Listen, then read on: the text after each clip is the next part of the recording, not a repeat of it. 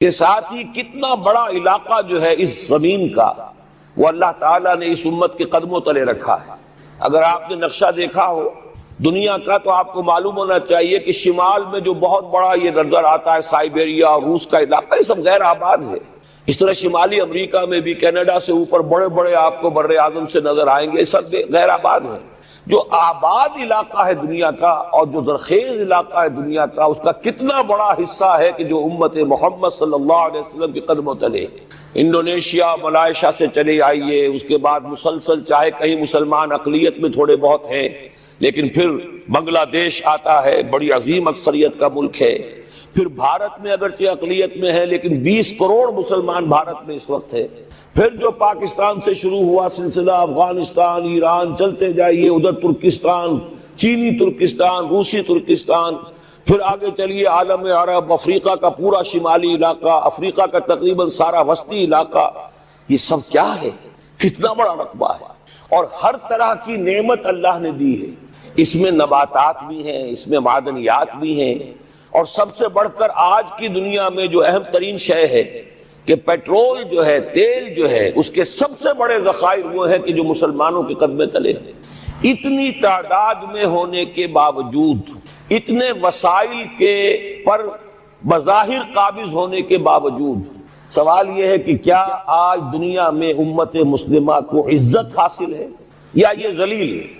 اسے غلبہ حاصل ہے یا مغلوب ہے؟ اسے کوئی دنیا میں وقار حاصل ہے یا یہ بالکل بے وقار ہو کر رہ گئی؟ یہ بات ہے جو ہمارے سمجھنے کی ہے آج کیوں ذلیل کہ کل تک نہ تھی پسند، گستاخی فرشتہ ہماری جناب میں۔ اس وقت صورت یہ ہو چکی ہے، آپ کو معلوم ہے کہ ہر جگہ پر پسماندگی کا نشان مسلمان ہیں۔ ہمارے سارے وسائل پر دوسروں کا قبضہ ہے۔ ایک ہی شے رہ گئی تھی، تیل، خلیج کا تیل، اس پر بھی آ کر امریکہ کی فوجیں ان کے سر پر بیٹھ گئی ہیں۔ سارا کا سارا تیل اب ان کے قبضے میں۔ ادھر خلیج کے دہانے کے دونوں طرف وہ اپنے مورچے بنا رہے ہیں تاکہ یہاں کسی کا داخلہ نہ ہو سکے۔ بڑے بڑے جتنے لوگ ہمارے ہیں ان سب کی دولت ان کے پاس ہے۔ کہنے کو تو سلطان اور برونائی دنیا کا امیر ترین آدمی ہے، لیکن دولت ہے کہاں اس کی؟ انویسٹڈ تو وہی ہے، اسی کے بینکوں میں ہے، انہی کی کمپنیوں میں ہے، کسی کے پاس کچھ نہیں ہے۔ سعودی عرب کے کوئی ڈالرز ہیں تو کہاں ہیں؟ جیسے شہنشاہ ایران کا جو اثاثہ تھا، سرمایہ تھا، جو سارا کا سارا انہوں نے جو ہے وہ فریز کر لیا، تو یہ دولت تو ساری وہی ہے۔ کہنے کو ہے کہ آپ کے اکاؤنٹ میں اتنا روپیہ ہے، لیکن سوال یہ ہے کہ وہ اکاؤنٹ فی الواقع کس کے قبضے میں؟ پھر آپ کو معلوم ہے کس طریقے سے مسلمانوں کے ساتھ سلوک ہو رہا ہے۔ ہر جگہ پر جہاں چاہیں، جس طرح چاہیں انہیں ستا لیں۔ اور ان میں بھی سب سے بڑھ کر جو بات میں آپ سے کہوں گا، آج دنیا میں جتنے بڑے پیمانے پر محمد عربی صلی اللہ علیہ وسلم کی توہین و تذلیل ہوئی ہے، پوری انسانی تاریخ میں نہیں ہوئی۔ رشدی نے کتاب لکھی، بدترین حملے کیے۔ کیا رنگیلا رسول کتاب تھی جو لکھی تھی کسی ہندو نے، جس کو کہ ایک مسلمان نے پھر خنجر گھونپ کر اور ہلاک کر دیا تھا۔ وہ تو کچھ بھی نہیں تھی۔ اس کتاب کو رنگیلا رسول کو 100 سے ضرب دیجئے تو یہ کتاب بنتی ہے، سیٹنک ورسز، اور وہ ملینز نہیں بلینز کی تعداد میں شائع ہوئی۔ اس کے خلاف احتجاج اگر کسی نے کیا ہے تو ان کے اوپر جوتے پڑے ہیں، ان پر ڈنڈے پڑے ہیں۔ پوری مغربی دنیا اس کے پیچھے آ گئی ہے، سپورٹ کیا ہے۔ لے دے کے ایک ملک نکلا ایران، اس نے کم سے کم یہ کہ اس کے قتل کا فتویٰ تو دیا، لیکن کیا کرے، قتل کرنے کی تو نوبت نہیں آئی۔ پورا عالم عیسائیت اس کی پشت پناہ ہے، اس کی مدد کر رہا ہے۔ یہ اتنی بڑی توہین محمد رسول اللہ صلی اللہ علیہ وسلم کی اور آپ کی ازواج مطہرات کی، اور یہ بظاہر ایک ایسے شخص کے ہاتھوں جس کا نام مسلمانوں کا سا ہے، اس کا اتنا بڑے پیمانے پر ہونا، اور پھر یہ کہ مسلمان 120 کروڑ ہونے کے باوجود کچھ نہیں کر سکتے۔ میں وہ چیزیں نہیں گنوانا چاہتا کہ 15 لاکھ جو ہیں وہ ہمارے افغان بھائی جو ہیں انہوں نے جانیں دی، فائدہ کس کو پہنچا؟ تاحال امریکہ کو، کہ اس کی جو مد مقابل قوت تھی USSR وہ ختم ہو گئی۔ اسی طریقے سے جو کچھ کشمیر میں ہو رہا ہے، ہماری بے ہمیتی، بے غیرتی کا عالم یہ ہے۔ ہم کچھ اندر خانے تھوڑی بہت کو مدد کر کے سمجھتے ہیں کہ ہم نے فرض ادا کر دیا، جبکہ فرض تو یہ ہونا چاہیے تھا کہ ہم براہ راست اعلان کرتے اور انڈیا کو الٹیمیٹم دیتے کہ سٹاپ دس بزنس، یا یہ کہ پھر ہم سے جنگ ہے۔ جنگ کا نتیجہ تو پھر اللہ جس کو چاہے دے گا۔ اگر انسان اللہ تعالیٰ پر اعتماد رکھتا ہو، توکل رکھتا ہو، اپنے موقف کی حقانیت پر بھی اسے یقین ہو، تو کم من فیۃ قلیلۃ غلبت فیۃ کثیرۃ تاریخ میں ہمیشہ ہوتا آیا ہے کہ چھوٹی قوتیں جو ہیں ان کو غلبہ اللہ نے عطا کیا ہے بڑی قوتوں پر، لیکن بے غیرتی کا عالم یہ ہے، بے حمیتی کا عالم یہ ہے، زبانی کلامی ہم سے بڑا ہمدرد کوئی نہیں مسلمانان کشمیر کا، جس لیڈر کو دیکھو بڑھ چڑھ کر بیان دے گا، لیکن عملاً ہم کیا کر رہے ہیں؟ یہ ساری صورتحال جو میں نے آپ کو بتائی ہے، ویسے تو اب یہ کہ اگر اس میں ایک خاکہ سا میں نے آپ کے سامنے رکھا ہے، اس میں رنگ بھروں تو ظاہر ہے کہ یہ پورا گھنٹہ اسی میں لگ جائے گا، لیکن جو اس کا اصل لب لباب ہے وہ یہ ہے کہ ہم اپنی جگہ بڑے خوش ہیں کہ ہم امت مرحوم ہیں، ہم تو امت محمد ہیں صلی اللہ علیہ وسلم، ہم تو اللہ کے پیارے ہیں، ہم اللہ کے لاڈلے ہیں، ہمیں اللہ کی شفاعت، ہمیں اللہ کے رسول کی شفاعت بھی ملے گی، جنت تو گویا کہ ہمارا پیدائشی مقام ہے۔ یہ سارے جو بھی ہمارے ذہنوں کے اندر ہیں خیالات، اور یہ جو ہمارے من گھڑت عقائد ہیں، آپ سوچئے کہ جب ہم جو آبجیکٹیو کنڈیشنز ہیں، گیون کنڈیشنز ہیں، جو سامنے کے حالات ہیں، ان سے جب تقابل کرتے تو معاملہ بہت مختلف ہے۔ یہ کیوں ہے؟ اصل میں سوال جب تک آپ اپنے سامنے نہیں رکھیں گے اس کا جواب جو ہے اب اس پر غور کیجئے، کیوں ہے؟ کیا اللہ تعالیٰ کو محمد الرسول اللہ کی عزت و حرمت پیاری نہیں ہے؟ کیا محمد الرسول اللہ اللہ کے پیارے نہیں ہیں، حبیب رب العالمین نہیں ہے؟ کیا اللہ تعالیٰ کو کفار سے زیادہ محبت ہے؟ کیا وجہ ہے؟ رحمتیں ہیں تیری اغیار کے کاشانوں پر اور برف گرتی ہے تو بیچارے مسلمانوں پر۔ سائنس میں وہ آگے ہیں، مالیات پر ان کا شکنجہ کسا ہوا ہے پوری دنیا پر، تہذیب ان کی ہے، تمدن ان کا ہے، ہم تو ان کے کیمپ فالوورز ہیں، نقش قدم پر چل رہے ہیں، ہم تو ان کی صرف یہ کہ نقالی کر رہے ہیں۔ تو سوچئے وجہ کیا ہے؟ کیا اللہ کو کفر زیادہ پسند ہے اسلام سے؟ کیا اللہ کو محمد الرسول اللہ صلی اللہ علیہ وسلم کی عزت و حرمت کا کوئی خیال نہیں؟ سوچنے کی بات ہے۔ ظاہر بات ہے کہ ان سوالات کا جواب تو ہاں میں آپ نہیں دے سکتے، یقیناً ایسا نہیں ہے۔ بہرحال وہ کافر ہیں، وہ اللہ کو نہیں مانتے، اللہ کے رسول کو نہیں مانتے، چلیے اللہ کو کسی نام سے مان لیا، گاڈ کہہ دیا، لیکن اللہ کے رسول کو تو نہیں مانتے۔ ایمان کا سارا دار و مدار تو رسالت پر ہے، اللہ کے اس کلام کو تو نہیں مانتے، اور اس کے باوجود ان کے لیے عزت ہے، رحمتیں ہیں تیری اغیار کے کاشانوں پر، برف گرتی ہے تو بیچارے مسلمانوں پر۔ یہ ایک لمحہ فکریہ ہے، یہ سوچنے کی بات ہے کہ ایسا کیوں ہے۔ اس کا جو جواب میں یا بنی اسرائیل اذکروا نعمتی التی انعمت علیکم واوفوا بعہدی اوف بعہدکم وایای فارہبون۔ بنی اسرائیل، چونکہ یہ لفظ پہلی مرتبہ قرآن مجید میں آ رہا ہے تو یہاں تھوڑی سی وضاحت کرنی ہوگی۔ ابن جو عربی میں بیٹے کے لیے آتا ہے ابن، اس میں جو شروع کا حمزہ ہے یہ در حقیقت اضافی ہے، اصل لفظ جو ہے بے نون پر مشتمل ہے، اسی لیے اس کی جمع سالم آتی ہے بنون۔ قرآن مجید میں المال والبنون زینت الحیات الدنیا، تو یہ جو اس کی جمع سالم ہے وہ در حقیقت بنون ہے، اور پھر اس کی حالت نسبی اور حالت جری بنین ہوگا، اور جب یہ مضاف بن جائے گا تو اس کا وہ نون گر جائے گا، تو اے بنی اسرائیل، اے اسرائیل کی اولاد۔ لفظی ترجمہ ہوگا اے اسرائیل کے بیٹوں، لیکن یہ کہ مراد اولاد ہے، اس میں برسبیل تغلیب اگرچہ خطاب مردوں سے ہو رہا ہے جیسے کہ قرآن مجید میں اکثر و بیشتر ہے، لیکن یہ کہ اس میں خواتین بھی شامل ہیں۔ تو یا بنی اسرائیل، اے اسرائیل کے بیٹوں، اسرائیل سے مراد کیا ہے؟ اس پر اتفاق ہے، اجماع ہے، حضرت یعقوب کا یہ لقب ہے۔ البتہ یہ لفظ بنا ہے اسم اور ایل دو سے مل کر۔ ایل کا لفظ جو ہے وہ عبرانی زبان میں الہ کے لیے ہے، الہ اور ایل ویسے بھی قریب قریب ہیں، اسی لیے تمام فرشتوں کے نام جبرائیل، میکائیل، اسرائیل، یہ تمام الفاظ کے ساتھ جو ایل آتا ہے یہ در حق اسماعیل بھی، سما اور ایل، چونکہ حضرت ابراہیم علیہ السلام نے دعا کی تھی پروردگار بیٹا عطا فرما، اس اعتبار سے جب اللہ تعالیٰ نے بیٹا عطا فرمایا تو اسماعیل نام رکھا، یعنی اللہ نے سن لیا۔ جیسے ہمارے ہاں دیہات میں یہ خاص طور پر جانگلی علاقہ جو کہلاتا ہے، اللہ ڈوایا، اللہ سنیا، یعنی یہ اللہ نے جس کے بارے میں ہماری دعا سنی اور ہماری استدعا کو قبول فرمایا، تو یہ گویا کہ اسماعیل کے معنی یہ ہے۔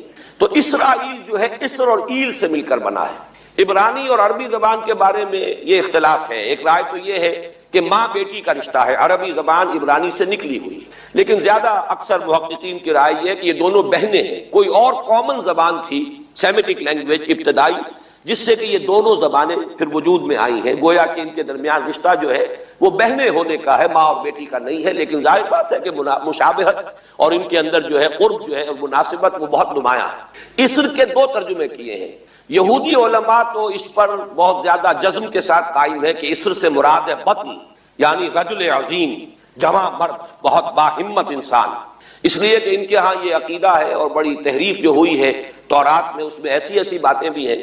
حضرت یعقوب کی جو مدح کی گئی ہے اس میں اس حد تک مبالغہ ہے کہ حضرت یعقوب کی اللہ تعالیٰ کے ساتھ کشتی ہوئی اور اللہ کو پچھاڑ لیا حضرت یعقوب نے۔ تو معلوم یہ ہوا کہ یہ تو بڑے بہادر اور بہت جری انسان، اس اعتبار سے وہ بطل اور رجل کا ترجمہ کرتے ہیں اسر کا، لیکن یہ کہ صحیح ترجمہ جو ہے وہ اسر کا ہے، بندہ، عبد، اس لیے کہ عربی کا لفظ جو بنا ہے اسیر، اسیری، کوئی کسی کا غلام ہے، اسیر، اسی سے لفظ اسرہ بنا ہے۔ اسرہ ہے کنبہ، کنبہ بھی آپس میں جڑا ہوا ہوتا ہے، ان کے بندھن ہوتے ہیں دوستی کے، محبت کے، اخوت کے، تو اسی طریقے سے یہ اسر کا لفظ آتا ہے کسی بندھن کے لیے۔ اسیر جو ہے پچھلے زمانے میں جبکہ جیلوں کا رواج نہیں تھا، تو اگر کسی شخص کے ذمے کسی کی کوئی رقم ہوتی تھی دینی تو اس شخص کو اس کے حوالے کر دیتے تھے، وہ اس کا ذاتی قیدی ہوتا تھا، ذاتی اسیر، اس کی تحویل میں رہتا تھا، جب تک کہ اس کے اعزاء اقارب آ کر وہ رقم ادا نہ کر دیں وہ شخص اس کی تحویل میں رہتا تھا، وہ اس کا اسیر ہوتا تھا۔ اس اعتبار سے غلام کے معنی میں یہ لفظ جو ہے مستعمل ہے، تو اسرائیل کا ترجمہ ہوگا عبداللہ۔ اذان تو میں عرض کر رہا تھا کہ اسرائیل کا ترجمہ ہوا عبداللہ، گویا کہ اب تک ہم نے یا بنی اسرائیل کا ترجمہ کیا اے اللہ کے بندے کی اولاد، مراد ہے حضرت یعقوب علیہ الصلوۃ والسلام۔ حضرت یعقوب حضرت اسحاق کے بیٹے ہیں، حضرت اسحاق حضرت ابراہیم علیہ السلام کے دوسرے بیٹے ہیں۔ حضرت ابراہیم کو پہلا بیٹا اللہ نے عطا فرمایا اسماعیل، اسی لیے میں عرض کر چکا ہوں سما اور ایل سے مل کر بنا ہے۔ جو دعا کی تھی انہوں نے، اس دعا کا پہلا جواب جو ملا ہے اللہ تعالیٰ کی طرف سے، اس کی مقبولیت کا جو ظہور ہوا وہ حضرت اسماعیل کی شکل میں۔ پھر یہ کہ حضرت سارہ کو بھی اللہ تعالیٰ نے اولاد دی اور حضرت اسحاق پیدا ہوئے۔ اس وقت یہ جو بشارت دی گئی ہے قرآن مجید میں متعدد مقامات پر آگے چل کر آئے گا کہ حضرت سارہ کے ہاں بھی اولاد ہونے کی جو بشارت حضرت ابراہیم علیہ السلام کو فرشتے دینے آئے تھے، اسی میں یہ بھی تھا کہ نہ صرف یہ کہ تمہیں ایک بیٹا عطا ہوگا بلکہ اس کے بعد پوتا بھی عطا ہوگا، گویا کہ ایک بہت جلیل القدر پوتا۔ اس اعتبار سے ایک رائے یہ ہے کہ یعقوب عقب سے بنا ہے، گویا کہ بشارت میں پہلے ہی سے شامل تھا حضرت یعقوب علیہ السلام کا ذکر بھی کہ اسحاق کے بعد اسحاق کے ہاں ایک بہت جلیل القدر بیٹے کی ولادت ہوگی اور اس کا نام یعقوب ہوگا، یعنی اسحاق کے بعد آنے والا، بیٹے کے بعد جو پوتا آتا ہے۔ لیکن یہود کی رائے یہ ہے کہ حضرت یعقوب پیدا ہوئے ہیں اپنے بھائی عیسو کے ساتھ، یہ تمام بیٹے ہیں حضرت اسحاق علیہ السلام کے، دو بیٹے پیدا ہوئے بیک وقت، جڑواں بھائی۔ پہلے حضرت عیسو کی ولادت ہوئی ہے اور تورات کے الفاظ یہ کہ یعقوب اپنے بھائی عیسو کی ایڑیاں پکڑے ہوئے تولد ہوا، تو چونکہ حضرت عیسو کے بعد حضرت یعقوب کی ولادت ہوئی ہے تو گویا کہ اس وجہ سے ان کا نام حضرت اسحاق نے یعقوب رکھ دیا، عقب میں آنے والا، بعد میں آنے والا۔ بہرحال حضرت یعقوب علیہ السلام کے پھر 12 بیٹے ہیں جن کی تفصیل پوری موجود ہے، یہ تاریخ جو ہے بڑی ریکارڈڈ ہے، اس لیے کہ بنی اسرائیل کی یہ تاریخ جو ہے books of the old testament میں اس کی پوری تفصیل موجود ہے۔ 4 بیویاں تھی حضرت یعقوب علیہ السلام کی جن سے 12 بیٹے ہوئے، 3 بیویوں سے 10 بیٹے تھے اور سب سے چھوٹی بیوی سے 2 بیٹے تھے حضرت یوسف اور بنیامین، اور ان دونوں سے حضرت یعقوب علیہ السلام کو بڑی محبت تھی۔ حضرت یوسف سے چونکہ یہ تاریخ شروع ہوتی ہے اس اعتبار سے کہ انہیں ان کے بھائیوں نے کنویں میں ڈالا، پھر اللہ تعالیٰ نے وہاں سے ان کے نکلنے کا سامان کیا، پھر مصر پہنچایا، پھر مختلف مراحل سے گزار کر انہیں وہاں ایک بہت اونچی پوزیشن تک پہنچایا۔ تو حضرت یوسف علیہ السلام سے اس اعتبار سے ان کی تاریخ شروع ہوتی ہے۔ 1906 قبل مسیح میں حضرت یوسف علیہ السلام کی پیدائش ہے، جہاں تک صحیح اندازہ کیا جا سکا ہے۔ یوں سمجھئے کہ آج سے تقریباً 4000 سال قبل یہ حضرت یوسف کی پیدائش ہے، اور حضرت یوسف پڑ پوتے ہیں حضرت ابراہیم کے۔ ان میں اگر آپ 200-250 سال کا اور اضافہ کریں تو آج سے کوئی 4,2500 سال قبل کی شخصیت بنتے ہیں حضرت ابراہیم علیہ السلام۔ حضرت یوسف کے زمانے میں پھر جیسے کہ وہ تفصیل سورہ یوسف میں آئے گی، یہ پورا خاندان آ کر کنعان میں تھے لیکن وہاں سے آ کر مصر میں آباد ہو گئے۔ مصر میں ان کا بڑا اعزاز ہوا، اکرام ہوا۔ اس کے خاص حالات تھے کہ مصر میں اس وقت جو بادشاہت تھی وہ اصل مصر کے لوگوں کی نہیں تھی، بلکہ یہ بھی سیمیٹک لوگ تھے جو جا کر جنہوں نے عراق وغیرہ کے علاقے سے ہی جا کر انہوں نے فتح کیا تھا مصر کو، لہذا انہیں فرعون نہیں کہا گیا قرآن مجید میں، وہ فرعونہ کا خاندان نہیں ہے۔ بلکہ وہ تاریخ میں ہکسوس کنگز کہلاتے ہیں. تاریخ مصر میں وہ 15واں خاندان کہلاتا ہے وہاں کے بادشاہوں کا، 15th ڈائنیسٹی. اور یہ چونکہ لوکل نہیں تھا اس لیے ان کو فرعون نہیں کہا جائے گا، بلکہ یہ ہکسوس کنگز چرواہے بادشاہ تھے کہ جو عرب کے ان علاقوں سے آئے تھے جزیرہ نما سے، اور وہاں سے وہ چرواہے تھے. ان کا تو پیشہ ظاہر بات ہے صحرا میں کیا ہوتا ہے، بھیڑیں بکریاں پالنا، لیکن انہوں نے آ کر مصر کو فتح کیا، وہاں ان کی بادشاہت ہو گئی. محسوس ایسا ہوتا ہے کہ ایک سیاسی پہلو موجود تھا. وہ جو بادشاہ مصر نے جس طریقے سے اعزاز کیا ہے حضرت یوسف علیہ السلام کا، پھر جو اختیار دیا، جو اقتدار دیا، جو ان کو حیثیت دی، پھر انہیں اجازت دی کہ اپنے پورے خاندان کو بلا لیں، اور پھر مصر کا بہترین جو زرخیز ترین علاقہ تھا وہ انہیں عطا کر دیا کہ یہاں آباد ہو جاؤ. جشن کا علاقہ، یا گوشن بھی کہتے ہیں، جشن بھی کہتے ہیں. یہ جو نائل کا ڈیلٹا ہے کہ جو جا کر آپ کو معلوم ہے کہ دریا جو ہیں جب بہت سی شاخوں میں تقسیم ہو جاتے ہیں سمندر میں گرنے سے قبل، تو وہ ڈیلٹا جو ہے زرخیز ترین علاقہ ہوتا ہے. آرٹیفیشل اریگیشن کے اور نظام تو تھے نہیں. جہاں دریا ہی چھوٹی چھوٹی نہروں کی شکل اختیار کر لے وہاں گویا کہ وہ فطری طور پر جو ہے بڑے وسیع رقبے کے اندر اریگیشن ہو سکتی ہے. تو اس ڈیلٹا کے علاقے میں بہترین علاقہ ان کو دیا گیا، وہاں آباد ہو جاؤ. وہاں یہ رہے ہیں گویا کہ پیرزادوں کی حیثیت. ابھی ان کے پاس کوئی شریعت نہیں، ابھی کوئی کتاب نہیں ملی، ابھی صرف یہ ایک خاندان ہے، حضرت ابراہیم کی نسل کا ایک خاندان ہے. اس لیے کہ حضرت ابراہیم کی نسل میں حضرت اسماعیل کی نسل ہے کہ جو عرب میں آباد ہو چکی، ان کی نسل میں پھر حضرت اسحاق کے بیٹوں میں سے بھی عیسو کی نسل وہ اور جگہ پر آباد ہو چکی. اس اعتبار سے یوں نہ سمجھیے کہ نسل ابراہیم صرف ان پر مشتمل ہے. اسی طرح بنی قطورہ تیسری جو آپ کی اہلیہ تھی ان کی اولاد بھی، تو گویا کہ یہ بہت وسیع حلقہ ہے جو اولاد ابراہیم کا ہے.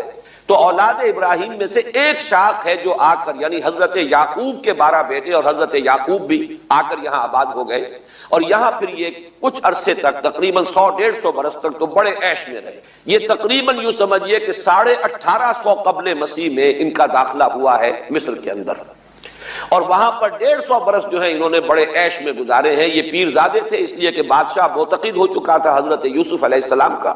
اگرچہ یہ تو ثابت نہیں ہوتا کہ وہ ایمان لایا ہو حضرت یوسف علیہ السلام پر، اس کا کوئی ثبوت نہیں، لیکن معتقد تھا. اور ان کی نیکی کا، پارسائی کا، شرافت کا، ذہانت کا، صلاحیتوں کا اعتراف پوری قوم کو تھا. جس طریقے سے کہ انہوں نے اس ملک کی جو نیا ہے اس کو جس طرح پار لگایا ہے، وہ شدید ترین قحط کا جو ایک دور آیا اس میں سے، اور جتنا بہترین انتظام کیا اس کی بنا پر ان کی صلاحیتوں کے سب معترف تھے.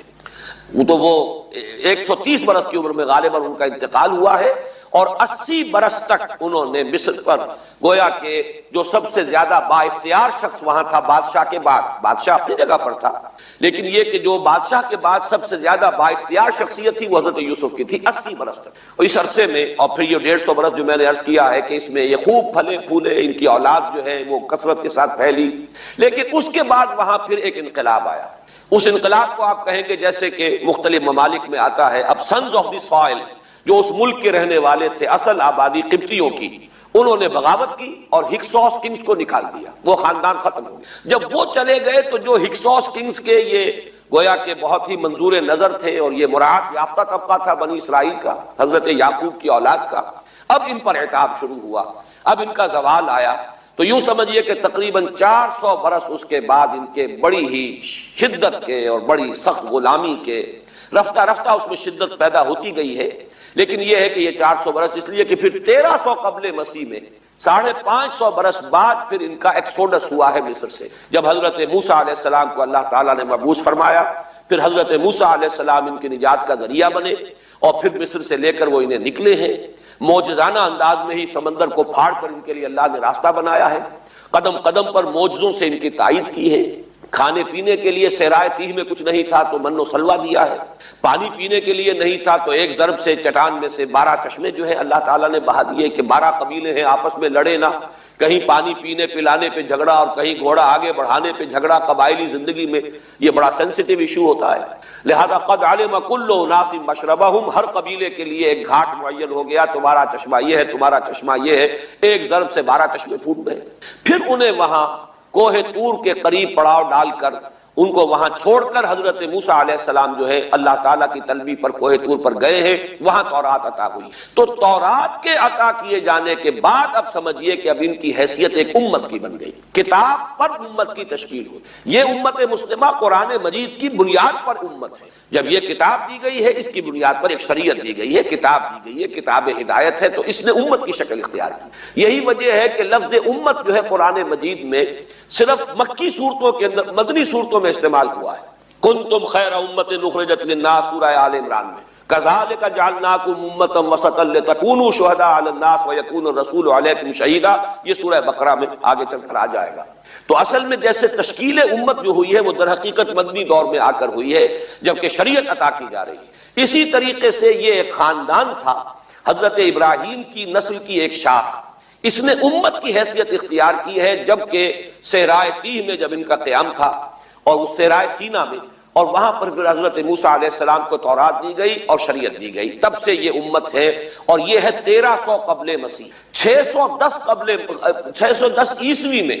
اب سمجھیے 1300 وہ جمع کیجئے، 610 یہ جمع کیجئے، 1910 برس بعد پھر حضور صلی اللہ علیہ وسلم پر قرآن مجید کی وحی کا آغاز ہوا، اور 622 میں حضور نے ہجرت فرمائی، اور اس کے بھی کوئی 2 سال یا 1 سال کے بعد جو ہے یہ آیات نازل ہو رہی ہیں جو ہم اس وقت پڑھ رہے ہیں۔ تو یہ سارا جو ہے تاریخی پس منظر ذہن میں رکھیے کہ یہ تقریباً 2000 برس کی تاریخ جو ہے ان کی بحیثیت امت۔ ویسے تو ان کی تاریخ اگر شروع کریں گے بنی اسرائیل تو حضرت یعقوب سے شروع ہونی چاہیے، اور وہ اس سے زیادہ ہو جائے گی طویل، لیکن در حقیقت امت کی حیثیت سے ان کی تاریخ 2000 برس کی شمار ہوگی کہ 1300 قبل مسیح میں جب ہجرت کی ہے حضرت موسیٰ علیہ السلام نے اپنی قوم کو لے کر مصر سے، اور جب صحرائے سینا میں آئے ہیں، سینائی پیننسولا میں، اور پھر کتاب ملی ہے، تورات عطا کی گئی، شریعت عطا کی گئی، تب سے اس کا امت کی حیثیت سے آغاز ہوا۔ ایک بات اور نوٹ کر لیجئے، ان کو امت مسلمہ کیوں نہیں کہا گیا؟ اس کے لیے اس کا ایک سبب ہے۔ در حقیقت امت مسلمہ کا لفظ یا خیر امت یا امت کا لفظ جو ہے اس موجودہ امت کے لیے اس لیے استعمال کیا گیا ہے کہ یہ امت کسی ایک نسل پر مشتمل نہیں، یہ امیین اس کے نیوکلیس ہے، لیکن یہ کہ ہر نسل کے لوگ اس میں آ کر شامل ہوئے ہیں، ہر قوم جو ہے اس میں آ گئی ہے، اس لیے اس کا نام جو ہے وہ صفاتی ہے، امت مسلمہ۔ لیکن چونکہ یہ سابقہ امت مسلمہ ایک ہی نسل پر مشتمل ہے، حضور صلی اللہ علیہ وسلم سے پہلے کسی نبی اور کسی رسول کی بعثت اس کی قوم سے باہر نہیں ہوئی، کسی ایک خاص قوم کی طرف بعثت ہوئی ہے، کسی خاص علاقے کی طرف بعثت ہوئی ہے۔ بعثت عمومی الی کافۃ الناس، یہ صرف محمد الرسول اللہ صلی اللہ علیہ وسلم کی امتیازی شان ہے۔ وما ارسلناک الا کافۃ للناس بشیرا ونذیرا۔ اس اعتبار سے ان کا جو ہے اس میں علم گویا کہ بنی اسرائیل ہی ہے کہ جو برقرار رہا ہے، اے اسرائیل کی اولاد۔ اگرچہ میں اس موضوع پہ تقریر کر چکا ہوں، لیکن آج پھر اس گفتگو کے حوالے سے بات چیزیں تازہ کرتا ہوں۔ اس وقت عالمی سطح پر یہودی جمع عیسائی بریکٹ میں کر لیجیے، اور امریکہ جمع یورپ یہ بریکٹ میں کر لیجیے۔ ان کا اندر معاملہ کیا ہے؟ اصل جو ہے اس میں پیچھے مائنڈ ہے، ماسٹر مائنڈ، سازشی ذہن وہ یہود کا ہے۔ باقی عیسائی آلہ کار بن گئے ہیں۔ جو 100% آلہ کار ہے یہود کا وہ پروٹیسٹنٹس ہیں۔ پروٹیسٹنٹزم یہود ہی نے پیدا کرایا تھا، یہود ہی نے یورپ کے اندر سود کا رواج شروع کروایا، ورنہ سود حرام تھا وہاں پر بھی، یوزری بھی اور کمرشل انٹرسٹ بھی، دونوں حرام تھے، یہ یہودیوں نے کروایا۔ اور پھر پہلا بینک بنوایا ہے انگلستان کے اندر، بینک آف انگلینڈ، اور جو پوپ کے خلاف بغاوت کرائی تو پہلی بغاوت ہوئی انگلستان کے اندر، جو چرچ آف انگلینڈ علیحدہ ہو گیا پوپ سے، اور اسی کو یہودیوں نے قرار دیا یہ ہمارا ماڈرن اسرائیل ہے، یہ اسرائیل ہمیں دیا ہے گاڈ نے، یہ جو ہے برطانیہ۔ اس کے کچھ عرصے کے بعد یہی جو ہے ایکسوڈس ہوا ہے اور وہ امریکہ میں جا کے آباد ہوئے، لہذا امریکہ کو بھی جیوز نے کہا ہے دس از اندر اسرائیل، یہ ہمارے اصل اسرائیل، ماڈرن اسرائیل یہ ہے۔ اس لیے کہ جو انہیں وہاں پر اقتدار حاصل ہوا ہے، جو قوت حاصل ہوئی ہے، جس قدر دولت انہوں نے وہاں جمع کی ہے، وہاں کے جس طریقے سے جکڑ لیا ہے حکومتوں کو، فرنگ کی رگے جہاں پنجے یہود میں ہے۔ ٹھیک 100 سال پہلے علامہ اقبال یہ مشاہدہ کر کے آ گئے تھے یورپ میں، اور کون دیکھنے والا تھا کہ وہاں کیا ہو رہا ہے، بیہائنڈ دی سین کیا ہے، سامنے کیا ہے، پردے کے پیچھے کیا ہے۔ فرنگ کی رگے جہاں پنجے یہود میں، اس وقت فرنگ کا امام تھا برطانیہ، یہ وہ سلطنت تھی جس پر سورج کبھی غروب نہیں ہوتا تھا۔ آج وہ فرنگ کا امام امریکہ، یہ برطانیہ تو اب وہ جو ایک نظم ہے کہ بچپن میں پڑھی تھی، London Bridge is going down going down going down, اس کی مثال ہے۔ برطانیہ کی کوئی حیثیت ہی نہیں، ورلڈ پاور کی حیثیت نہیں ہے، وہ تو چھوٹا بھائی اس نے بنا رکھا امریکہ نے اپنا، تو اس حیثیت سے جو ہے اس کی کوئی حیثیت ہے، ورنہ کوئی اور حیثیت نہیں۔ بہرحال ان دونوں میں یہ ہے کہ پیچھے ماسٹر مائنڈ، سازشی ذہن، پلاننگ، سکیم ساری یہودیوں، اعلی کار امریکہ سب سے بڑھ کر، اس کے بعد برطانیہ، اور اس میں اصل پروٹیسٹنٹس، ان میں بیپٹسٹ، ان میں اس سے بھی آگے بڑھ کر ایونجلسٹ، جن کو کہتے ہیں بورن اگین کرسچنز، جن کو کہتے ہیں نیو کنزرویٹو کرسچنز، یہ تمام اصطلاحات آپ اخبارات میں پڑھتے ہوں گے، ان کو گروپ کرنا، یہ اصل اعلی کار، ان کو ایک نیا نام دیا گیا ہے کرسچین زائنسٹ۔ ایک یہودی زائنسٹ ہیں، سارے یہودی زائنسٹ نہیں ہیں، بہت سے یہودی ہیں جو یہ زائنسٹ کے مخالف ہیں۔ چنانچہ میری ہیوسٹن میں ملاقات ہوئی تھی ڈاکٹر وشو براڈ، بہت بڑا پروفیسر ایمیریٹس یہودی، لیکن یہ کہ اس نے کہا، بڑے اجتماع میں کہا، ہمارا اجلاس تھا وہاں پر، ہم نے یہ جو ہے بلایا تھا ایک یہودی، ایک عیسائی اور ایک مسلمان، تینوں جو ہیں وہ تقریریں کریں۔ نے کہا تھا کہ وی آر ناٹ سپورٹنگ اسرائیل۔ اس نے وہ عیسائی جو آیا ہوا تھا پروفیسر، اس نے کہا they are supporting Israel, we are not supporting Israel. اسی طرح میری جو ہوئی تھی round table conference, round table, اس میں ایک یہودی پروفیسر تھے، وہ ہسٹری کے پروفیسر، میں نام بھول رہا ہوں ان کا، انہوں نے کہا آئی ایم اینٹی زائنسٹ، میں زائنسٹ کے خلاف ہوں۔ تو زائنسٹ جو ہے اصل میں ایک سیکولر یہودیوں کی تحریک ہے، اور اس کے سب سے بڑے سپورٹرز کرسچین زائنسٹ وہ امریکہ میں بیٹھے ہوئے۔ تو یہ ہے صورتحال۔ یہ جان لیجئے کیتھولکس جو ہیں یہ اتنے پرو یہودی نہیں ہیں، اب رفتہ رفتہ وہ بھی اس کے اندر آ کر شامل ہو گئے۔ یورپ جو ہے زیادہ کیتھولکس ہے، رومن کیتھولکس کا یہ بھی آپ نے جملہ پڑھ سنا ہوگا کہ یہ جو ترکی جو ہے ہمارا ملک، یہ جو کوشش کرتا رہتا ہے گھسنے کی یورپین یونین کے اندر، تو ایک دفعہ جان شراق نے کہا تھا، بڑا پیارا جملہ تھا، Why doesn't Turkey understand that we are a Christian club؟ یہ ہماری جو یونین ہے یورپین، یہ تو کرسچین کلب ہے، وہ مسلمان ہے، وہ کس وجہ سے آنا چاہتا ہے بندہ، کیوں تو خود داخل ہونا چاہتا ہے؟ Why doesn't Turkey understand that we are a Christian club؟ لیکن یہ ہے رومن کیتھولکس، اور ان کا میں بعد میں آپ کو بتاؤں گا۔ یہی آپ کو معلوم ہے کہ یورپ نے عام طور پر اسرائیل کا اتنا ساتھ نہیں دیا جتنا جو امریکہ دیتا رہا ہے، اور کسی درجے میں ان کے دلوں میں سافٹ کارنر جو ہے عرب فلسطینیوں کے لیے بھی رہا ہے۔ یہ معاملہ ایران کے بارے میں بھی رہا ہے، جس قدر سٹرونگ ایکشن امریکہ لینا چاہتا ہے، یہ جو ہے اس کے ساتھ نہیں ہے۔ تو یہ دونوں کا فرق ہے، وہ میں اس کا ایک بنیاد بعد میں بتا دوں گا آپ کو۔ بہرحال ان کا ایک جو ایجنڈا ہے وہ دو، سمجھیے کہ دو اس کے نکات ہیں، دو رسیوں کے مانند یہ آپس میں بٹا ہوا ہے۔ پہلا، عالم اسلام کے مادی اور مالیاتی وسائل، خصوصاً تیل پر قبضہ، یہ ان کا دنیاوی اعتبار سے، دولت کے اعتبار سے، وسائل کے اعتبار سے اس وقت کا ایجنڈا ہے۔ ویسے تو اس سے اوپر وہ چاہتے ہیں پوری دنیا پر، وہ تو بعد کی بات ہے، لیکن ابھی نہ وہ روس کو چھیڑ رہے ہیں نہ چین کو چھیڑ رہے ہیں۔ چین تو ان کا سب سے بڑا جو ہے بزنس پارٹنر ہے، سب سے بڑا، اور چین کو رفتہ رفتہ وہ اپنی لائن پر لا رہے ہیں۔ اب تو صرف یہ کہ وہ ایک پارٹی گورنمنٹ وہاں رہ گئی ہے جو کہ کمیونزم کے دور کی یادگار ہے، باقی ان کی جو اکانومی ہے وہ تو آ چکی ہے اسی رختے پر جو یورپ کی ہے، مغرب کی ہے۔ نمبر دو ایجنڈا کیا ہے؟ دنیا میں کہیں بھی اسلام کے بحیثیت ایک نظام زندگی ظاہر ہونے کا کوئی موقع نہیں دینا۔ We have to nip the evil in the bud at any cost۔ یہ ان کے ایجنڈے کا دوسرا بنا ہے۔ یہ دو ہیں انٹرٹوائنڈ، جیسے آپ لڑیوں کو بٹ دے کر رسی بناتے ہیں، ایسے یہ دو لڑیے ہیں۔ اسلام کا پولیٹیکل سوشو اکنامک سسٹم کہیں نہ آ جائے، ہو نہ جائے آشکارا شر پیغمبر کہیں، یہ ابلیس نے کنکلوڈ کیا، وہ جو ابلیس کی مجلس شورا ہے، ہو نہ جائے آشکارا شر پیغمبر، کہیں ایسا نہ ہو کہ پیغمبر کی شریعت دنیا کے سامنے آ جائے، پیغمبر کا نظام آ جائے۔ الحذر، آئین پیغمبر سے 100 بار الحذر، حافظ ناموس زن، مرد آزما مرد آفری، یہ معاشرت کی نظام ہو گیا۔ موت کا پیغام ہر نوع غلامی کے لیے، نہ کوئی فخور و خاکہ نہ گدائے رہنشی، یہ سیاسی نظام آ گیا، اور کرتا ہے دولت کو ہر آلودگی سے پاک و صاف، منعموں کو مال و دولت کا بناتا ہے امین، تم دولت کے امین و مالک نہیں ہو۔ اور اس سے بڑھ کر اور کیا فکر و عمل کا انقلاب، بادشاہوں کی نہیں اللہ کی ہے یہ زمین، ان الارض للہ، یہ نظام کہیں نہ آ جائے، یہ ہے جس میں کہ وہ خطرہ محسوس کر رہا تھا۔ اور اس کے بعد یہ کہتے ہیں یہ تو تھا عصر حاضر کے تقاضے، لیکن یہ کہ صورتحال کیا ہے، ہو نہ جائے آشکارا شرع پیغمبر کہیں، ہے یہی، یہ معاملہ اس طرح رکھو کہ خود مومن ہے محروم یقین، یہ غنیمت ہے کہ خود مومن ہے محروم یقین۔ ہمیں اگر کوئی سہارا ملتا ہے تو اس سے کہ مومنوں کو بھی، نام نہاد مسلمانوں کو بھی اپنے اس نظام پر یقین نہیں، وہ نماز پر یقین رکھتے ہیں، روزے پر رکھتے ہیں، زکوٰۃ کو بھی جو بھی اللہ تعالیٰ نے جس کو توفیق دیتا ہے، حج کرتے ہیں، عمرے کرتے ہیں، یہ ہے سب، لیکن یہ کہ یہ غنیمت ہے، چشم عالم سے رہے یہ پوشیدہ یہ آئین تو خوب۔ وہ ابلیس کہتا ہے کہ یہ آئین چشم عالم سے پوشیدہ رہنا چاہیے، یہ غنیمت ہے کہ خود مومن ہے محروم یقین۔ ہمارے لیے جو ہے اگر کوئی سانس لینے کی جگہ ہے وہ یہ ہے، حوصلہ افزائی اگر ہے تو اس میں ہے کہ خود مومن محروم یقین ہے، اس کے سامنے وہ راستہ ہے ہی نہیں۔ اب لیجیے یہودیوں کے ایجنڈے کو میں تجزیہ کر رہا ہوں۔ سب سے پہلے World Bank, IMF، globalisation, TRIPS, ان تمام ہتھ کنڈوں کے ذریعے عالمی مالیاتی استعمار جو بظاہر امریکہ کا ہوگا حقیقت اب یہود کا ہوگا۔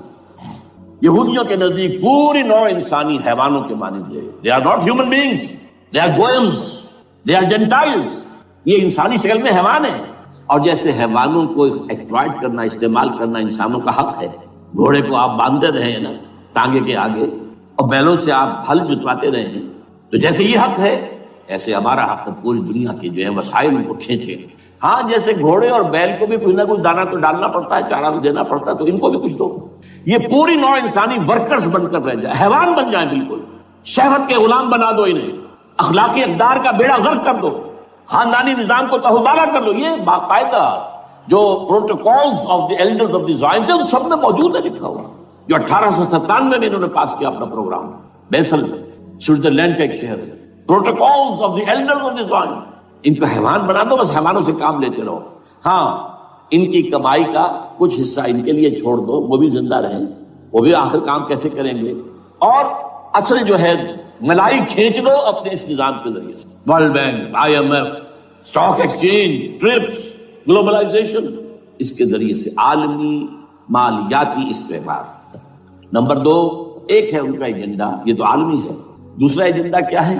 وہ لوکل ہے۔ وہ کیا ہے؟ گریٹر اسرائیل کا قیام، جس میں مصر کا سارا زرخیز علاقہ شامل ہوگا، جو ڈیلٹا کا علاقہ کہلاتا ہے اس کا، جہاں کے اس وقت کے بادشاہ نے، حضرت یوسف علیہ السلام کے زمانے کے بادشاہ نے، وہ فرعونہ کے خاندان میں سے نہیں تھا، وہ عرب تھا۔ عربوں ہی سے کسی وقت کوئی قوم آئی تھی جو کہ مصر پر قابض ہو گئی تھی، اس نے حضرت یوسف کے خاندان کو لا کے وہاں آباد کیا۔ بہترین جشن کا علاقہ کہلاتا ہے، بہترین۔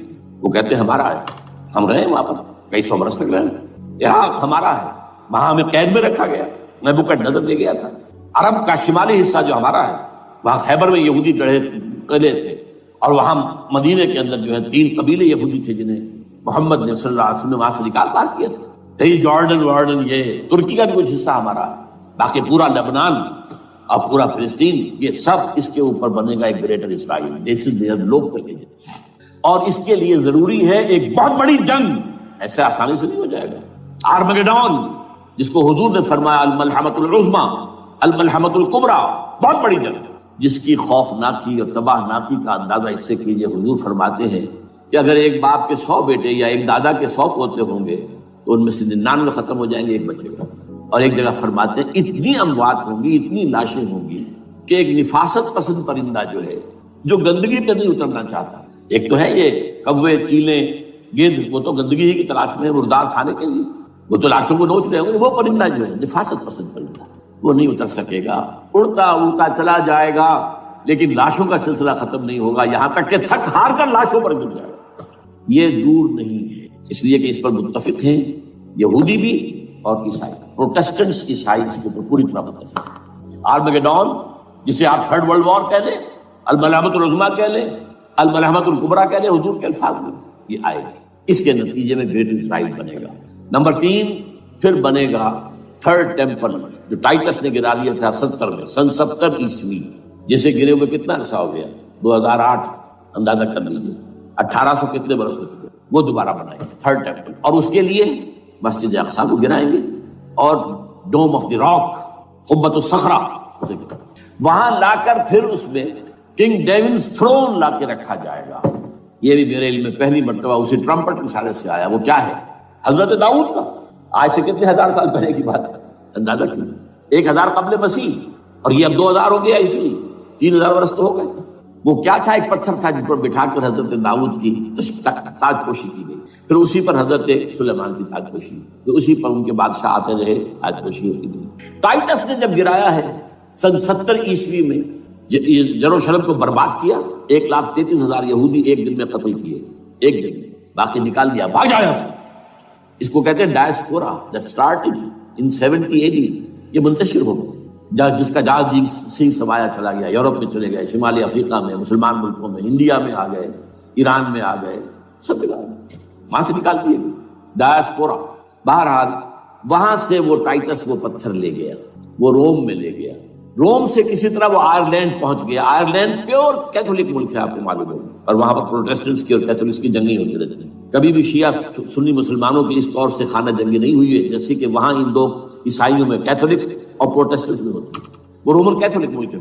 وہاں سے وہ انگلینڈ میں آیا، انگلینڈ میں جب آ گیا، بلکہ وہاں سے اسکاٹ لینڈ سے انگلینڈ میں پھر اس کو ایک کرسی کے اندر اس کی سیٹ کی حیثیت سے بنا کر ایک تھرون کی شکل دے دی گئی، اور وہ جو ویسٹ منسٹر ایبے ہے، برطانیہ کے پارلیمنٹ کے ساتھ جو چرچ ہے ویسٹ منسٹر ایبے، وہاں اس کو لا کے رکھ دیا گیا۔ اس وقت سے برطانیہ کے بادشاہوں اور ملکاؤں کی تاج پوشی وہاں ہوئی۔ تو ایک یہ ہے کہ پھر اس کو لا کر وہاں رکھیں گے۔ اب یہاں سے اختلاف ہے، یہ نوٹ کریں، یہاں تک عیسائیوں کا یہودیوں کا ایجنڈا ایک ہے، یہاں اختلاف ہے۔ یہودیوں کے نزدیک ان کا مسیح آئے گا اور وہ وہاں بیٹھ کر پوری دنیا پر راج کرے گا۔ وہ مسیح جس کی خبر دی گئی تھی شروع کی کتابوں میں، جو تورات کی ابتدائی کتابیں ہیں، وہ تو حضرت مسیح کی شکل میں آ گئے۔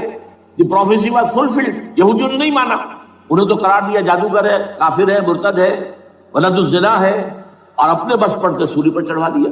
وہ دوسری بات ہے، اللہ نے کیا کیا، وہ ایک علیحدہ مسئلہ ہے۔ چنانچہ یہ کہ دی سچویشن از ویکنٹ، وہ مسیحا کی جگہ ابھی باقی ہے ان کی، and they are waiting for ہم۔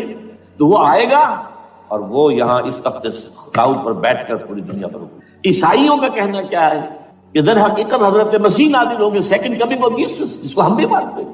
اگرچہ ہوگا کیسے، حالات و واقعات کا کیا ہمارے نزدیک رنگ ہے وہ کچھ مختلف ہے، وہ میں اس کو بیان نہیں کر سکتا۔ حضرت مسیح علیہ السلام پھر اس تخت پر بیٹھیں گے ان کے عیسائیوں کے مطابق۔ چنانچہ پوپ جو مر گیا ہے، پال سیکنڈ، اس کو یہ ٹرمپٹ والے کہتے ہیں شیطان، اور ان کا کہنا یہ ہے کہ اس شیطان نے the old ancient holy Roman empire کو ریوائیو کیا ہے یونائٹڈ یورپ بنا کر، اور ان کا مقصد کیا ہے کہ یہ فلسطین میں ایک رومن کیتھولک حکومت قائم کرنا چاہتے ہیں۔ یہودی اپنی حکومت چاہتے جو ہے، اور وہ اپنی حکومت چاہتے ہیں، یہ ان کا کہنا ہے۔ یہ میں نہیں جانتا کہ اس میں کس حد تک ان ایک دوسرے پر الزام درست ہے، لیکن جیسے کہ آپ کو معلوم ہے کہ انڈونیشیا کے اندر بھی ہوا تھا، ایک جزیرے کو تقسیم کر دیا، ایک حصہ جو ہے اس کا وہ رومن کیتھولک ریاست بن گیا۔ شاید نائجیریا میں بھی اس طرح کا معاملہ ہوا ہے تھوڑے علاقے کے اندر، وغیرہ وغیرہ۔ تو یہ ہے، لیکن بہرحال یہ ان کا۔ عیسائیوں کا معاملہ کیا ہے؟ میں نے جیسا کہ بتایا کہ یہ تو اس ایجنڈے کے اندر متفق ہے، اور عیسائی بھی ورلڈ ڈومینیشن، مالیاتی جو ہے استعمال، اس کے لیے کوشاں ہے، لیکن ان کے نزدیک حضرت عیسیٰ ابن مریم آئیں گے علیہ السلام اور وہ حکومت کریں گے۔ اس پورے ڈرامے کا اسکرپٹ پورا یہودیوں کا لکھا ہوا ہے، اور انہی کی سازش اس پورے ڈرامے کے پیچھے ہے۔ البتہ بظاہر اس ڈرامے کا بڑا کیریکٹر جس سے آپ ہیرو کہیں وہ امریکہ ہے، اور اس کے تابع یورپ بھی ہے۔ یہ ہے عالمی سطح پر معاملہ اس وقت۔ ویسے میری 2 کتابیں جو ہیں اس پر کتابچے ہیں، 4 سال پہلے میں نے اسی مقام پر 2 تقریریں کی تھی، ایک موجودہ عالمی حالات اور اسلام کا مستقبل، وہ دوسرا حصہ جو میں اس وقت نہیں چھیڑ رہا، ہوگا کیا اصل میں، جس میں یہ ہے کہ کہیں اسلامی ریاست قائم ہو، خلافت کا نظام قائم ہوگا کہاں ہوگا یہ میں بحث نہیں کر رہا۔ حضرت مہدی کا ظہور ہوگا، وہ آئیں گے عرب کے اندر۔ پھر یہ ہے کہ وہ جو گریٹر اسرائیل کے خلاف جہاد ہوگا، اور اللہ کرے گا کہ رفتہ رفتہ یہ ممالک جو ان سے لے لیے جائیں گے، یہاں تک کہ بالآخر ایک یہودی اعلان کر دے گا میں ہوں مسیح، جس کو کہ عیسائی بھی کہتے ہیں اینٹی کرائسٹ، اور یہ کہتے ہیں یہ بیپٹسٹ بھی کہ اینٹی کرائسٹ جو ہے وہ یہودی ہوگا، جبکہ کچھ عرصے پہلے بہت بڑا پروپیگنڈا ہوا تھا کہ اینٹی کرائسٹ جو ہے، دجال جو ہے وہ تو مسلمان ہوگا، نہیں، لیکن وہ کہتے ہیں کہ ہوگا یہودی ہوگا، اور پھر اس یہودی کو قتل کریں گے حضرت مسیح، دی ریئل مسیح، اصل مسیح جو اٹھا لیے گئے درمیان میں، وہ آئیں گے، اور ان کے ہاتھوں دجال بھی قتل ہوگا، اور پھر مسلمانوں کے ہاتھوں ایک ایک یہودی ختم ہوگا، پھر ایک عالمی اسلامی ریاست قائم ہوگی حضرت مسیح کے ہاتھوں، اور وہاں پر حضرت مسیح ایک حدیث میں آتا ہے 40 برس تک پوری دنیا پر حکومت کرے گا۔ بہرحال یہ دوسرا پکچر ہے جو ہمارے سامنے، میں اس وقت کی تفصیل میں نہیں جا رہا، جو ان کے سامنے پکچر ہے وہ میں نے آپ کو بیان کر دیا۔ اب اس میں تجزیہ کیجئے افغانستان پر حملے کا اصل سبب، جو میں نے 2 بتایا نا، 2 لڑیاں ہیں ان کے ایجنڈے کی، ایک اسلام کہیں ظاہر نہ ہو جائے، اسلام کا نظام ظاہر نہ ہو جائے، اور ایک مسلمانوں کے مالیاتی خاص طور پر تیل کے وسائل پر قبضہ۔ اب افغانستان میں کیا ہوا ہے، یہ سارا معاملہ تھا اسلام کا راستہ روکنے کے لیے کہ یہاں تو اسلام ایک شکل دکھا رہا ہے اپنی، اور اگر انہیں موقع مل گیا تو یہ تو ایک ایسی ویلفیئر اسٹیٹ قائم کر دیں گے، زکوٰۃ کا نظام قائم ہو جائے گا تو اعلیٰ ترین ویلفیئر اسٹیٹ قائم ہو جائے گی، اور اگر یہاں پر جو ہے یہ ساری سزائیں نافذ ہو گئی، معاشرہ کرائم فری ہو جائے گا، لوگوں میں محبت ہوگی، مساوات ہوگی، اور یہ کہ عام لوگوں کے لیے ویلفیئر ہوگا، اور یہ سامنے نظام آ گیا تو پھر ہمارا یہ نظام کیپیٹلزم یہ کہاں رہے گا؟ اس کو تو منہ چھپانے کی جگہ نہیں ملے گی۔ لہذا افغانستان پر حملے کا اصل موٹو یہ ہے۔ البتہ یہ ساتھ ہی یہ بھی تھا کہ افغانستان کے راستے سے سینٹرل ایشین اسٹیٹس جو ہیں ان سے پائپ لائنیں لا کر اور وہ پھر کہیں گوادر کے آس پاس سمندر تک لائے جائے تاکہ ہم وہاں کے جو ہے ڈرین کر سکیں جو تیل اور گیس کے ذخائر ہیں سینٹرل ایشین اسٹیٹس کے اندر جو مسلمان اسٹیٹس ہیں۔ تو اس کے لیے راستہ جو ہے وہ لینا چاہتے تھے افغانستان سے۔ اب وہ جہاں تک افغانستان کا تعلق ہے وہ تو ان کے قبضے میں ہے، جب چاہے کر لیں۔ اب پاکستان کا معاملہ جو تھا وہ جیسا کہ میں نے کہا کہ اس کا راستہ وہ رک گیا جبکہ انہیں واپس جانا پڑ گیا، لیکن انہوں نے افغانستان میں کوشش کی طالبان کے زمانے میں۔ یونیکول جو ہے ان کی سب سے بڑی جو ہے کمپنی ہے، اس نے مذاکرات کیے، وہ دیکھ کر حیران رہ گئے کہ یہ ان پڑھ، یہ ملے ملاٹے جو ہیں یہ تو بڑے ٹف بارگینر ہیں۔ اس طریقے سے پاؤں جما کر طالبان نے جو ان کے ساتھ مذاکرات کیے ہیں اور ان سے اپنی شرطیں پیش کی ہیں کہ وہ گھبرا کر بھاگ گئے۔ یہ صورتحال بھی تھی افغانستان پر قبضہ کرنے میں، لیکن یہ ہے کہ اصل کیا تھا کہ وہ اسلام کی کوئی شکل دنیا کے سامنے نہ آنے پائے جو ان کا میجر ہے۔ اسی لیے پورا عالم کفر جمع ہے، امریکہ، یورپ، روس، چین، سب جمع، بھارت تو ہے ہی ہے، یہ سب جمع۔ آپ نے یاد ہو گیا جب لال مسجد کا حادثہ ہوا ہے اور ہمارا یہ بدبخت اور بدمعاش انسان اس نے صرف خود جان بوجھ کر اسے بڑھایا، ایک پھنسی کو پھوڑا بنایا، اس میں پھر شگاف کیا اور شاباش لی ہے۔ امریکہ سے شاباش آ گئی، نیٹو سے شاباش آ گئی، رشیا سے شاباش آ گئی، چائنا سے شاباش آ گئی۔ وہ چونکہ محسوس کر رہا تھا کہ اندرون ملک تو میری اب کشتی ڈگمگا رہی ہے، ڈاواڈول ہے، I have to have more support from outside اور for that I have to do it۔ کہ دیکھو میرے عین قلب میں پاکستان کے یہ پھوڑا نکل آیا تھا، یہ بنیاد پرستی کا اور یہ شدت پسندی کا اور یہ تنگ نظری کا اور یہ فلاں کا، یہ دہشت گردی کا، اور میں نے دیکھو کیسے اس میں چیرا دیا ہے، کتنے لوگوں کو ختم کر دیا ہے۔ اچھا اس میں یہ بھی ذہن میں رکھیے کہ افغانستان کے بارے میں یہودیوں کے علم میں ہے کہ حضور کی حدیث کیا ہے۔ حضور کی حدیث ہے یخرج من خراسان رایات سود، خراسان کے علاقے سے کالے جھنڈے لے کر فوجیں چلیں گی، لا یردھا شیء، کوئی طاقت ان کو رخ نہیں موڑ سکے گی، حتیٰ تنصب لیا، یہاں تک کہ وہ آ کے بیت المقدس میں جھنڈے گاڑ دیے جائیں۔ دے نو اٹ، یہ جان لیجیے یہ لوگ پڑھے لکھے لوگ ہیں۔ میں آپ کو ایک واقعہ سناتا ہوں۔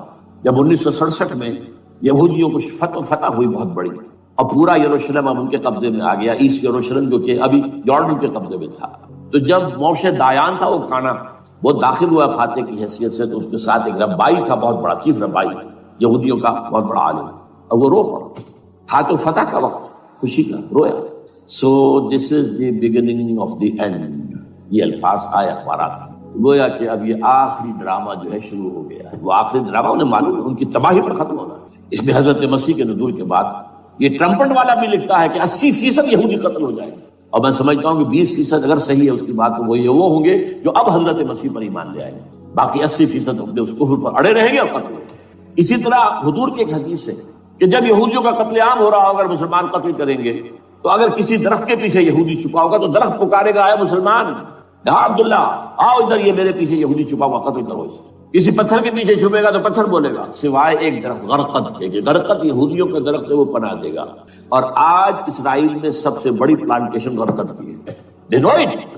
اسی لیے افغانستان، خراسان، یہ افغانستان کا ہارٹ ہے افغانستان، اور یہ بھی جان لیجئے ہمارا جو مالاکنڈ سے اوپر کا علاقہ ہے یہ بھی خراسان کا حصہ، اولڈ خراسان، جیسے گریٹر خراسان کہا جاتا ہے ہسٹری میں۔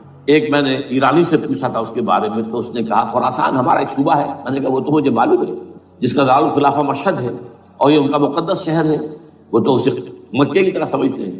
بہرحال میں نے کہا میں پوچھ رہا ہوں پرانا خراسان بزرگ، تو خراسان بزرگ کا انہوں نے بتایا پورا افغانستان اس میں شامل ہے، اور پھر یہ اسٹیٹس جو ہیں سینٹرل ایشین اسٹیٹس اور ایران کا ایک حصہ اور پاکستان کا ایک حصہ، یہ جو مالاکنڈ کہلاتا ہے، اور یہ بڑی معنی خیز بات ہے کہ وہی مالا کنڈ سے تحریک چلی ہے جو اصل تحریک ہے طالبان پاکستان، وہ سوات سے چلی۔ بہرحال اس وجہ سے، اس پہلو سے یہ جو ہے افغانستان پر حملے کا سب سے بڑا سبب وہ تھا۔ دوسرا جو تھا وہ یہ کہ ان کو جو پائپ لائن لے کے آنی تھی اس کے لیے، لیکن وہ ظاہر بات ہے کہ اس میں جو ہے جو طالبان نے وہ ان کی چکمے میں نہیں آئے۔ اس پر ایک کتاب ہے کہ جو انگریزی میں ہے عابد اللہ جان کی، Afghanistan the genesis of the last crusade, Afghanistan سے آخری صلیبی جنگ کا سلسلہ شروع ہو رہا ہے۔ بہت جو ہے چشم کشا ہے، معلومات افزا ہے، انگریزی میں ہے۔ اچھا، عراق میں معاملہ برعکس تھا۔ عراق میں تیل کا معاملہ بھی تھا تو وہ صرف امریکہ کا تھا۔ جو یورپ ہے وہ زیادہ تر کیسپین کے ایریا کے تیل کی طرف نگاہیں رکھتا ہے۔ یہ جو ہے یہ اصل میں سارا جو ہے یہ امریکہ کا معاملہ ہے۔ اور دوسری طرف یہ کہ یہاں کو مذہبی سلسلہ نہیں تھا، حالانکہ تھا، وہ یہودیوں کا تھا۔ وہ کیا تھا؟ Extension, first step towards the establishment of Greater Israel. یہ بات اچھی طرح سمجھ۔ یہاں پہ تیل کا معاملہ بھی میں نے کہا تھا نا، دو لڑیاں ہیں جو چل رہی ہیں۔ تیل کا معاملہ یہاں خاص طور پر عراق کے اندر زیادہ ہے، افغانستان میں بہت کم ہے۔ لیکن یہ کہ یہاں پر بھی جو اصل ہے بیہائنڈ دی سین، جو اصل چیز کیا ہے کہ گریٹر اسرائیل کے قیام کی طرف پہلا قدم۔ میں یاد دلاتا ہوں آپ کو کہ فرسٹ گلف وار ہوئی تھی جس میں عراق کا بھرکس نکال دیا گیا تھا۔ اس کے اختتام پر کہا تھا شوارز کرافٹ، جو ان کا کمانڈر ان چیف تھا الائڈ فورسز کا، اس نے صاف کہا تھا، مجھے آج تک ایک لفظ یاد ہے، we fought this war for the protection of Israel.